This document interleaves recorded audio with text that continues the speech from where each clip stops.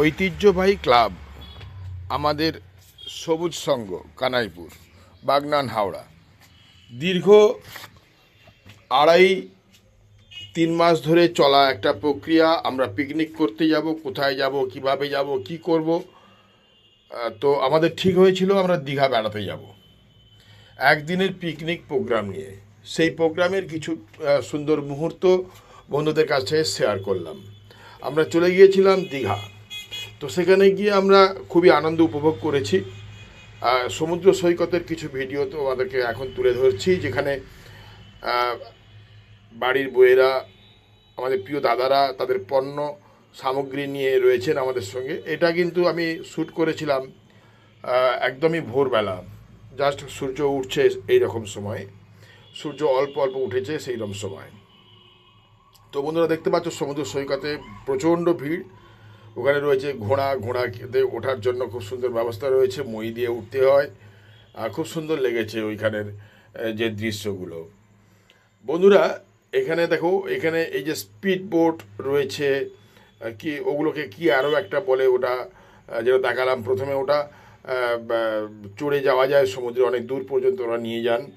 দেখো বন্ধুরা এই যে নামছে, দেখতে পেয়েছো, এগুলো জলে নামানো হচ্ছে খুব সকালবেলায়। এরা সারাদিন এন্টারটেনমেন্ট দিয়ে থাকেন যাত্রীদের।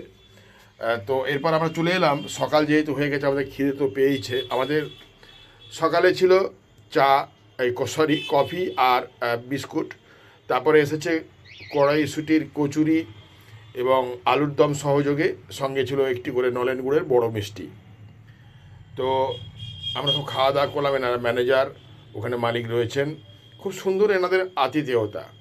যেটা ছিল মিত্র ক্যাফের নিচে একটি ক্যান্টিন, খুব সুন্দর। আমাদের মানে খুবই যত্নআত্তি করেছেন ওরা, ওনাদের অসাধারণ সুন্দর ব্যবহার এবং রান্নাবান্না খুব সুন্দর। আমাদেরকে অনুপ্রাণিত করেছে আবার পরবর্তী সময় যাওয়ার জন্য। আমার সমস্ত বন্ধুদের বলবো, যারা দেখতে পাচ্ছ এই ভিডিওটা, তারা কিন্তু অবশ্যই যেও।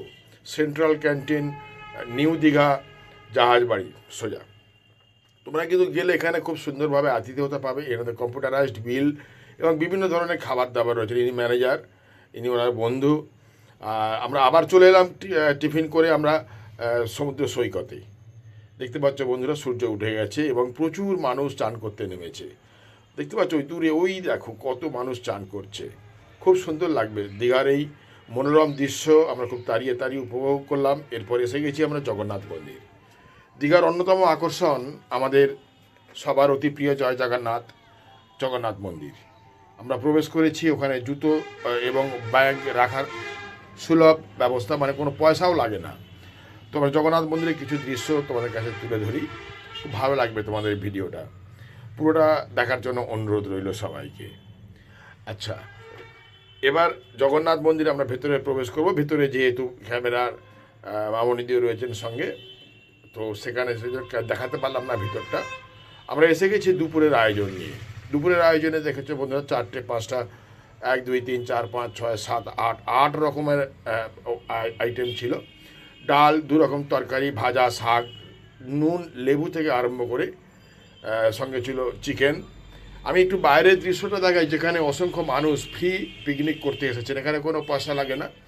পিকনিক করার জন্য খুব সুন্দর অবারিত মাঠ রয়েছে, যেখানে আমরা বসে পিকনিক করতে পারি। বহু মানুষ দূর দূরান্ত থেকে রবিবারটা উপভোগ করলেন, পিকনিক করছেন, যে যার মতো খাওয়া দাওয়া করছেন, সমুদ্রে চান করছেন। এক অভাবনীয় দৃশ্য, যেটা আমরা না গেলেও উপভোগ করতে পারতাম না। আমাদের একঘেয়েমি জীবন কাটাতে ঘরের সামনে দীঘা কিন্তু খুবই সুন্দর আদর্শ একটি জায়গা পিকনিক করার জন্য, যেখানে আমরা জীবন্ত সমুদ্রকে আমরা সামনে দেখতে পাই এবং অনেক মানুষ একসঙ্গে, খুব মজা লাগে, খুব ভালো লাগে। তবে একটা জিনিস দীঘায় দেখলাম, পানীয় জলের খুব অভাব। নিউ দীঘায় আমি কিন্তু কোনো সরকারি ব্যবস্থাপনায় জলের ট্যাপ দেখতে পাইনি, যেখানে আমরা জল গ্রহণ করতে পারিনি। আমরা জল কিনে খেতে হয়েছে আমাদের সারাটা দিনই। যাই হোক, সেটা অন্য কথা, মার্জনা করবেন।